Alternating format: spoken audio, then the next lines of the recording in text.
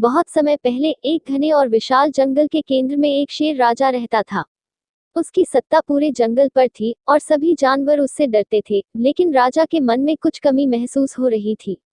उसे लगने लगा कि अब उसे अपने जीवन में किसी साथी की जरूरत है। उसने पूरे जंगल में यह घोषणा करवा दी कि वह शादी करना चाहता है और सभी जानवरों से कहा कि वे उसके लिए एक उपयुक्त दुल्हन खोजें। कुछ दिन बाद सभी जानवरों ने मिलकर दूर पहाड़ी पर रहने वाली एक बुद्धिमान और सुंदर लोमड़ी का नाम सुझाया।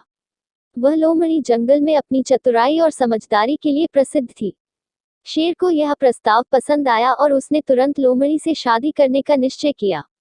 शादी की तैयारियां शुरू हो गई। पूरा जंगल सजाया गया, रंग बिरंगे फूलों से पेड़ पौधों को सजाया गया और जगह जगह रंगीन झंडियां लहराने लगी। जंगल के हर कोने से जानवर आए, जैसे कि हाथी, हिरन, बंदर, तोता और भी बहुत से जानवर। मिठाइयों और पकवानों की भरमार थी। शादी का माहौल बहुत धूमधाम का था, हर तरफ खुशियां बिखरी हुई थी। लेकिन इस खुशी में एक और शेर की बुरी नजर थी। वह शेर दूसरे जंगल से आया था और उसने भी लोमड़ी की सुंदरता और चतुराई के बारे में सुना था। जब सभी शादी में व्यस्त थे, वह शेर चुपके से लोमड़ी के पास आया और उसे अपने साथ ले जाकर जंगल से भाग गया। किसी को कुछ पता नहीं चला कि लोमड़ी कहाँ गई।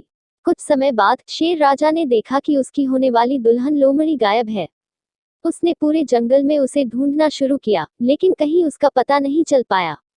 बहुत दिनों तक खोजने के बाद शेर राजा को पता चला कि वह दूसरा शेर लोमड़ी को लेकर एक दूसरे जंगल में चला गया है और वहीं रहने लगा है।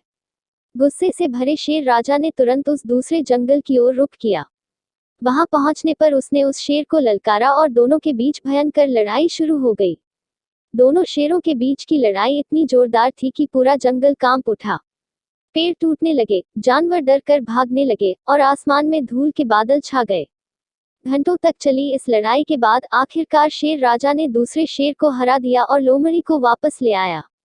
लेकिन इस संघर्ष के दौरान लोमड़ी ने देखा कि राजा शेर केवल अपनी शक्ति और अधिकार के बारे में सोचता है, जबकि दूसरा शेर उससे प्रेम करता था। इस द्वंद्व के बाद लोमड़ी ने तय किया कि वह किसी भी शेर के साथ नहीं रहेगी और स्वतंत्र रहकर अपने जीवन का फैसला खुद करेगी। इसके बाद लोमड़ी ने जंगल के दोनों शेरों को अलविदा कहा और पहाड़ियों की ओर चली गई, जहां वह स्वतंत्र और खुशहाल जीवन बिताने लगी। इस कहानी ने जंगल के सभी जानवरों को यह सिखाया कि किसी को अपने अधिकार या शक्ति से नहीं, बल्कि प्रेम और सम्मान से जीता जा सकता है।